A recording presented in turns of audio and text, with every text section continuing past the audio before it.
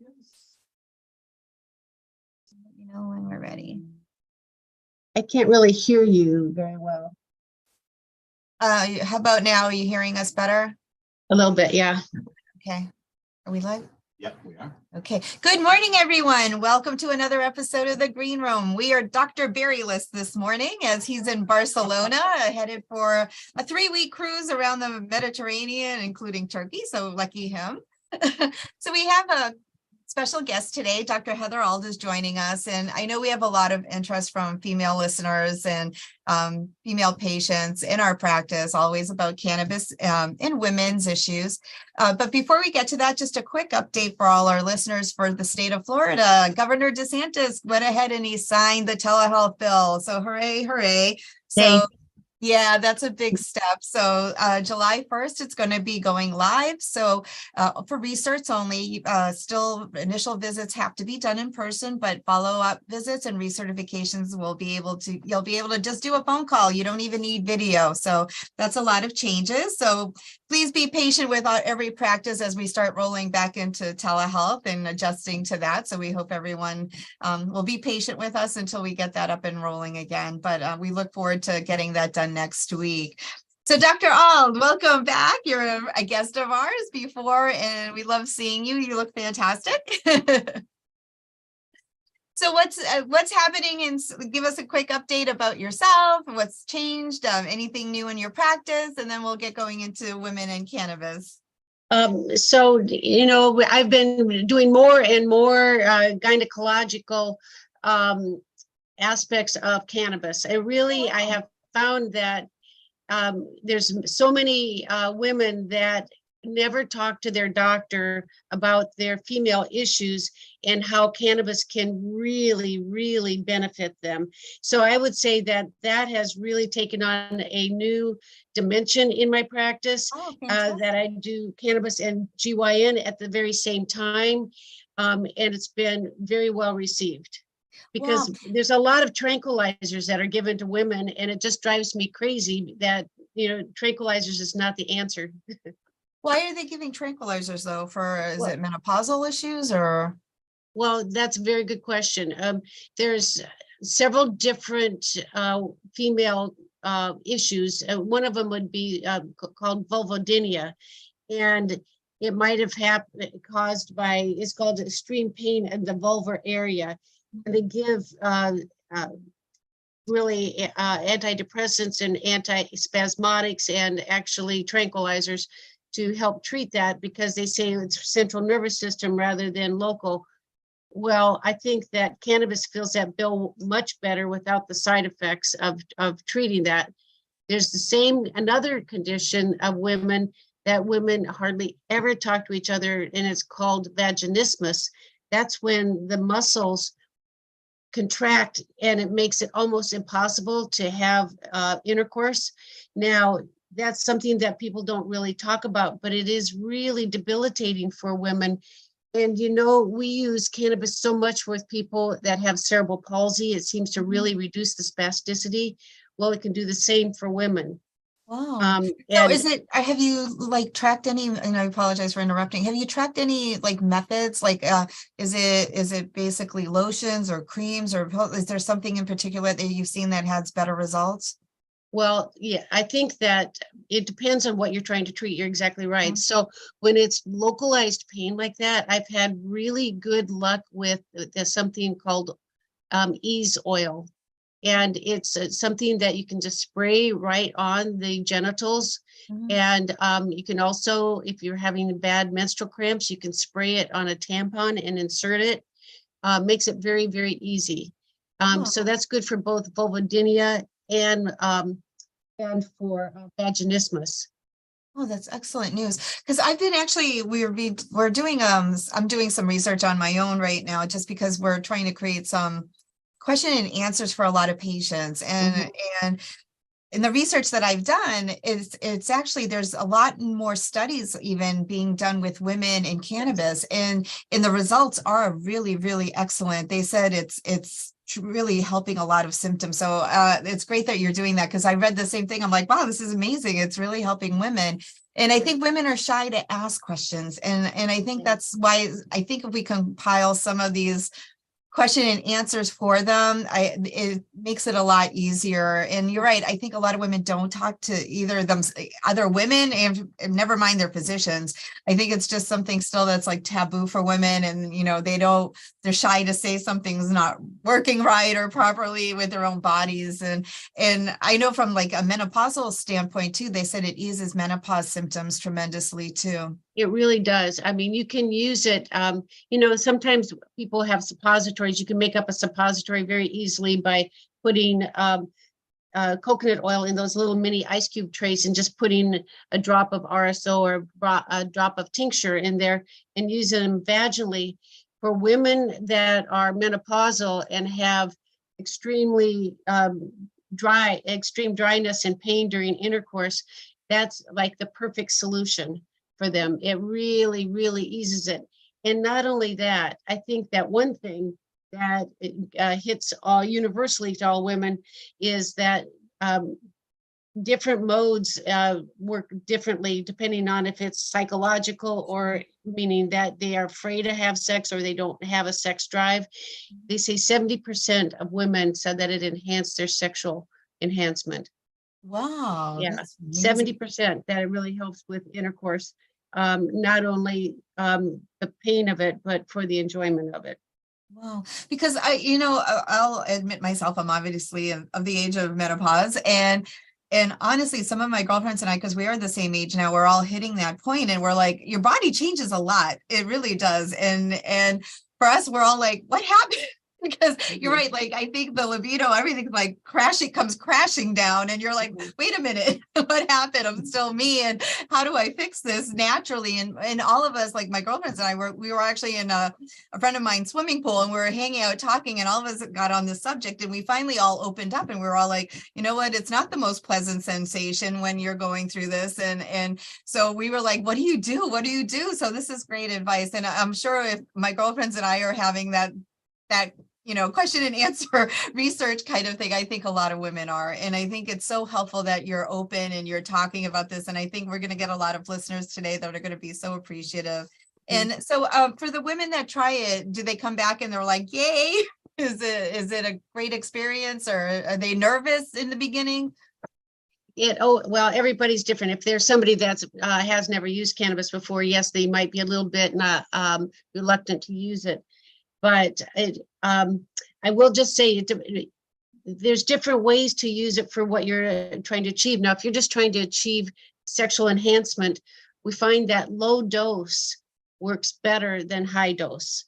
So just a low dose THC seems to relax and actually improve the sensation down there. Oh, wow. If you're using it to treat pain, then you probably need like some topicals. You can rub it on the belly, you can rub it on the vulva, you can rub it in the vagina, and it goes when you're using it directly to the area that's having the discomfort. Safe? It works, yes. Oh, wow. Okay, so it's completely safe. That's amazing. Mm-hmm. I'm learning a lot today.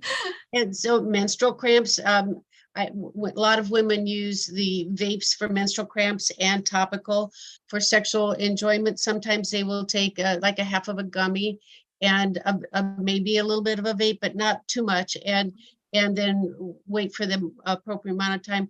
We give all sorts of medications to increase sex drive, and I find that cannabis works better than just about anything. Which is nice to hear, because it is a natural product. And I think that's the other thing, because I like with my girlfriends and I, we were all talking about, none of us want to go on any kind of hormone therapy at all. Like, we don't want to go on, something that just may cause other issues down the road. And so we're all like looking for something natural and something, that we feel comfortable with. And I think that's so great to hear. And so for the ones that are new to cannabis, and we do have a lot of women, I think today, that are listening, including, I know some of my friends are tuning in today. Like I said, we've all had this question. So as far as like doing things yourself, is there like a guide, or how do they know where to go and what to do? Because I think a lot of them are going to be nervous, like about like, how do I do this? And is there like a guide or something that they can go by? I think that a good cannabis doctor will guide them to do, because everybody's different, and it's just about you know, like I said, if it's on the outside, if it's on the inside, is it because you are anxious, or is it because you've had some kind of trauma that it makes you just spaz up, you know, spasticity of the muscles down there? So it really depends on the individual person. And also their age, obviously their menopausal status, if they are on hormones, if they're not on hormones. And it makes a big difference that way. Because one of the things I know, like for a lot of women here, and I think this is great that you're on, I think a lot of women may be shy if it's a male physician to talk about this so openly. And I think, you know, I think that's probably one of the biggest downfalls is that, you know, a lot of women are shy about this, and they don't, myself personally, I'm happy to speak to you about it because, you know, female to female, it's a lot different. So I know that now you're saying your practice is growing, and I think this is a super niche because I think a lot of women are like, okay, yay, we can speak to another woman about this and get a different approach. And I think that's fantastic. And I'm so happy you're doing that. So for your women that want to go into your practice, because we do have listeners from all over. So what would they do to come into your practice and get a consult with you? Okay, so it's, you know, that we give them the choice whether or not they want to come in for a gynecologic exam first and then come in for a cannabis appointment. They're two different kind of Exams.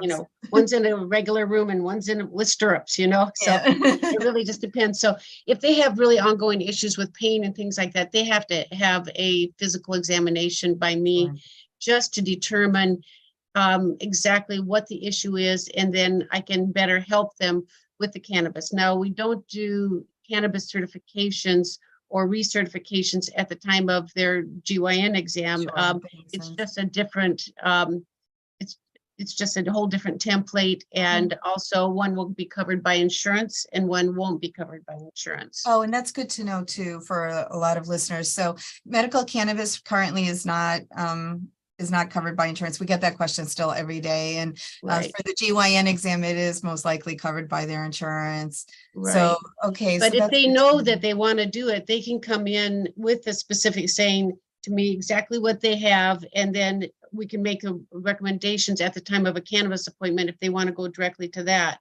Oh, okay. Most women, however, if they've never used it before, they really need some reassurance. And also, I always would, if I did that, I would also say, and I would like a follow-up as a GYN so that we can determine exactly if this is what you need. No, that makes sense. It really does. So for the women that now like new patients will come in, so they'll have that. I know your office is amazing and you go over so many other things. You do go over like vitamins and healthy living and all of that. And I think that's so important also for like the whole being of using even the plant. I think you have to have a change of mindset of getting healthier, being healthier, listening to your body. And I know that that's really still important. You do integrative medicine so that people know that. So you do look at a holistic approach to every patient, which I think is tremendous. And I'm hoping more and more offices and physician offices actually start going towards that a little bit more. How receptive are patients to hearing about cannabis when they come into your practice? Well, I think they're becoming more and more receptive. They are. And the crowd that actually is the most receptive are the postmenopausal women, Really? which is kind of surprising. Uh-huh. But that's amongst the women who are talking to each other, and they're finding out how it helped them, you know, particularly for sleep. Insomnia also increases after menopause. Oh, yes. And you don't want to be on, you know, sleeping pills because, you know, the side effects of Ambien is that it knocks out your REM sleep. It increases your risk for dementia and Alzheimer's. So taking things like that, wouldn't you much rather use a plant that doesn't have those side effects? So also people get on Klonopin because they have a little bit of anxiety and that's what's causing them not to sleep. And then they come in 30 pounds later and want me to, you know, address why they gained weight when we know that many of those do cause weight gain. So I do think that when you talk about cannabis as an herb. My patients that come to see me want herbal medicine, and so they want the more natural approach. So when I mention that cannabis can fulfill every single one of their wishes, then they get more open to it. And it's not about smoking a doobie, as you say. There's so many different modes to take it, and you don't even have to get high to get relief. I was going to say, that's probably the second biggest question that even among my girlfriends, they ask me, they're like, well, do you get high if you take it? Are you going to get, and a lot of them don't want that effect. They just want to feel better, but they don't want to be high either. So there is, so how do they know, like, well, obviously, I guess they speak to the physician and say, like, I don't want to have the high sensation. What do you recommend normally then for those that don't want that? So for those that are really do not want to have any kind of euphoria or feeling that they're not totally in control, we always recommend to add a considerable amount of CBD with it. CBD decreases the THC psychoactivity, but they're married. CBD and THC are married. They're husband and wife, and they bring out the best of each other. So for those people, it really does help. And you have the added benefit that it helps decrease anxiety. It helps decrease inflammation. So it gets down to the root cause of what's causing their problem to begin with. I wanted to ask you, because some of us have this, including myself. So for inflammation, does it go up as you have, like, through menopause, like, or with menopause, like inflammation of joints and things? Because I noticed myself personally that I think I like my knees and stuff are killing sometimes, and I have a torn meniscus, but that's besides the point. But like, does that come along with the menopausal? Joint pain is one of the signs of menopause. So yes, arthritis pains tend to increase around the time of menopause, and it's not fun. So using topicals for them at that time is a good idea. But even getting on a microdose orally, I think that that's more important for the inflammation part, because you have to go to the background and just over time microdose a high CBD, low THC throughout the day and keep those receptors plugged in. Oh, very good advice, because like I said, there's a lot of symptoms that people, like, until you go through it, it's like, oh, nobody really talks about it. And then all of a sudden, like I said, the body changes and you're like, oh, hello.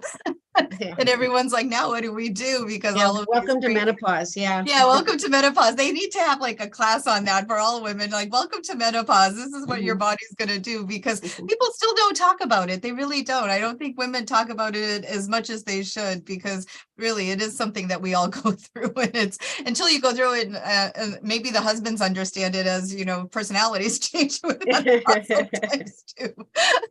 And even for that, like, say for like mood, because sometimes I think with menopause you get moody. I think there's mood swings definitely associated, and cannabis relieves that as well. Absolutely. And again, you would do the higher CBD, the lower THC to really kind of, it's not that you don't feel, you just don't react in distress in a volatile way. So it's much easier. I don't know, did I say that appropriately?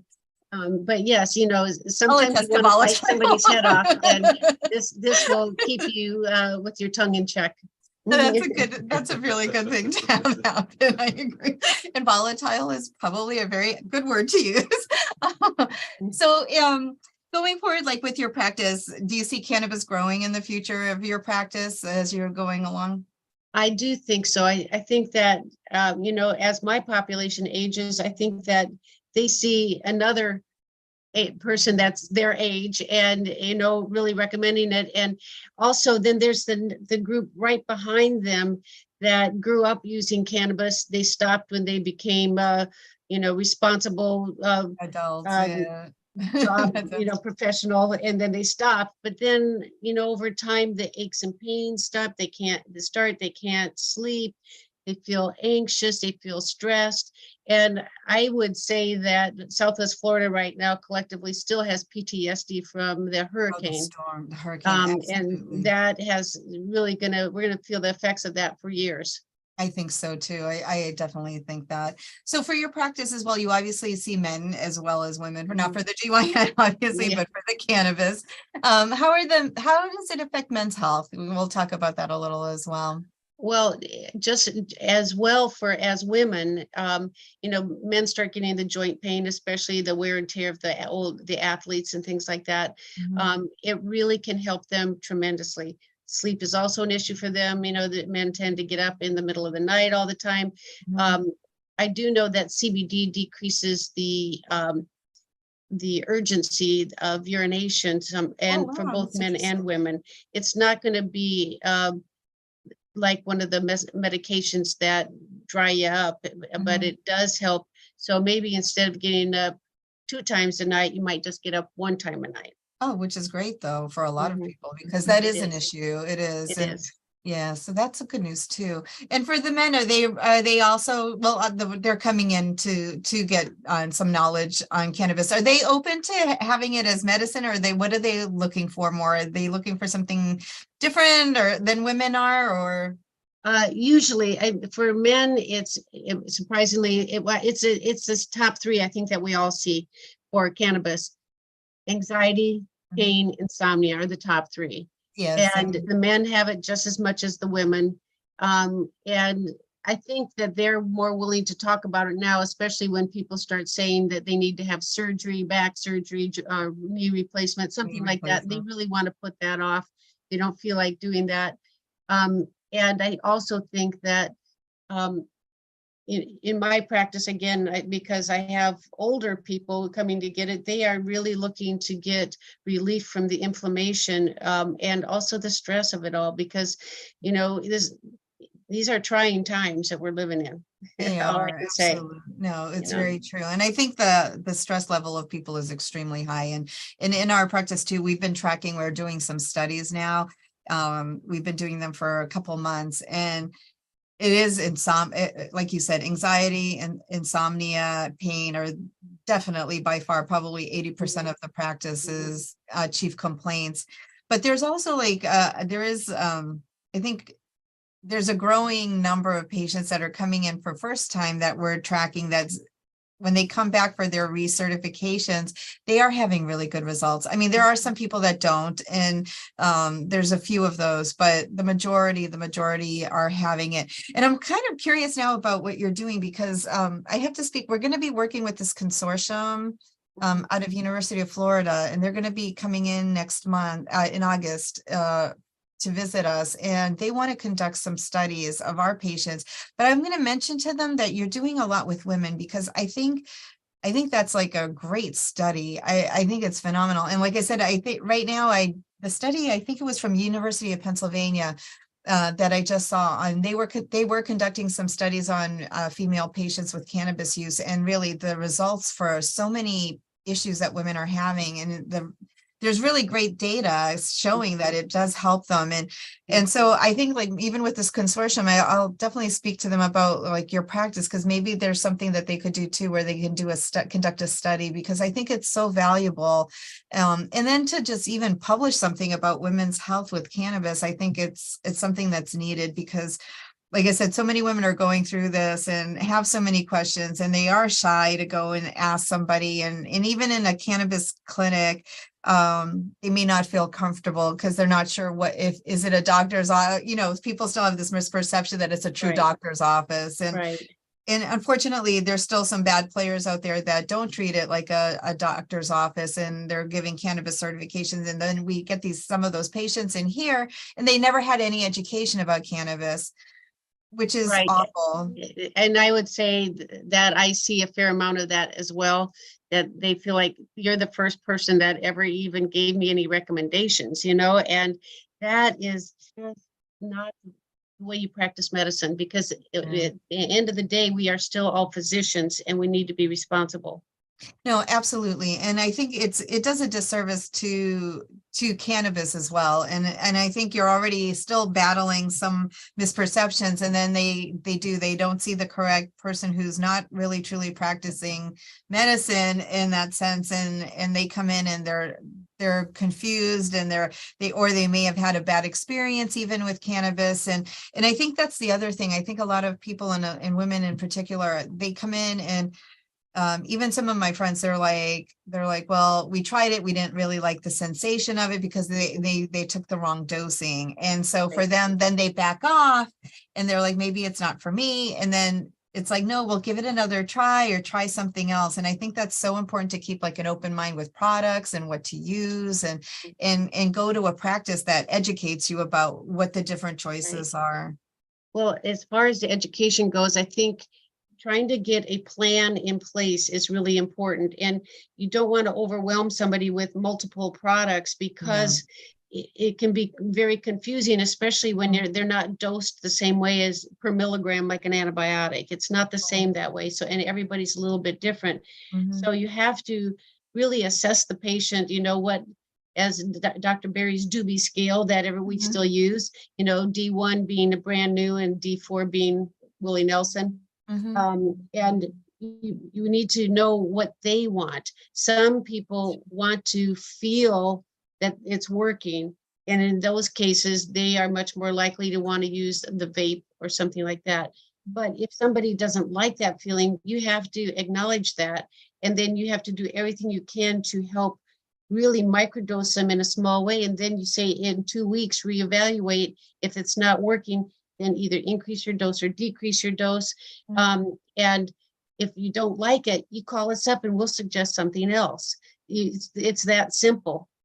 Which is great advice, because I think the other thing is people don't realize that you should be able to call your physician and say that, you know what, I tried it and it's not working. What else can you recommend? And did I do something wrong? Because we do get some patients, and even on the surveys, some of the patient comments sometimes is that they've tried it and it didn't work for them, or they tried it and it wasn't what they expected.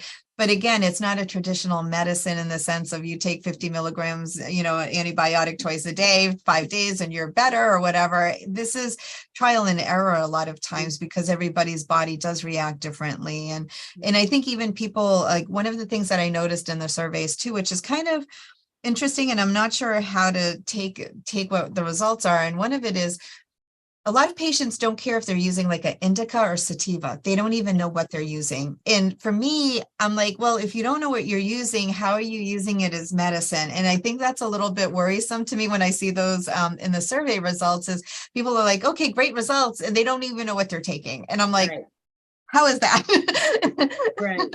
And I think it's important to explain the differences and what each side can do, whether it's a hybrid, whether it's indica or sativa.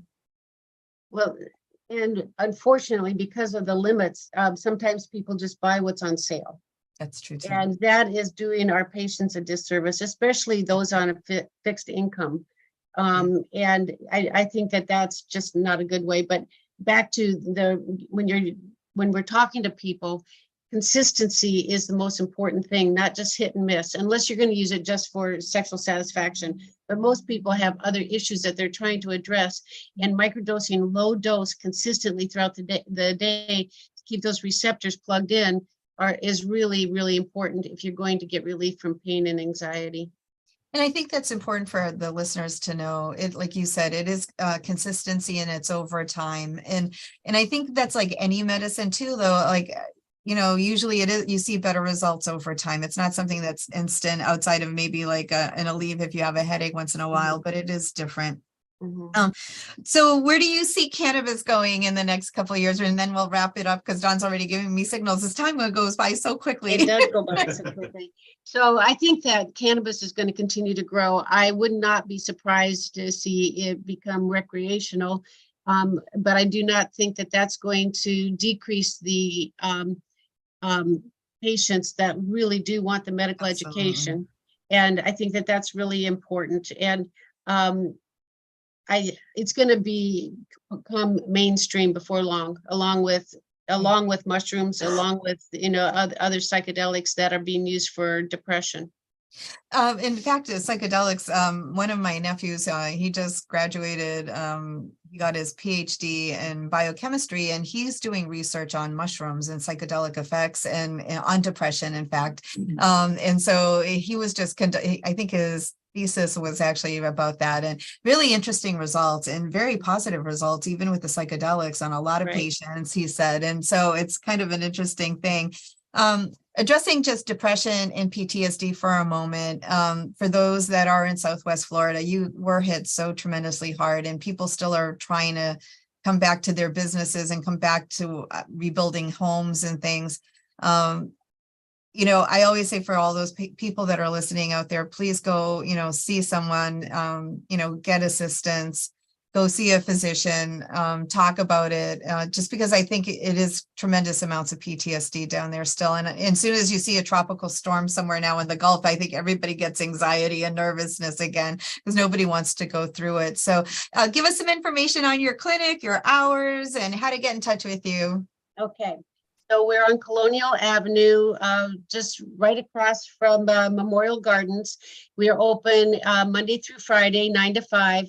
And we're need to make an appointment. We have a cannabis clinic, integrative medicine clinic, and GYN clinic all rolled into one, because you can't be a gynecologist that's also integrative, that's also cannabis, without addressing it all at the same visit. No, it's very true. So we'll put up your information. If somebody wants to reach out and make an appointment, please do.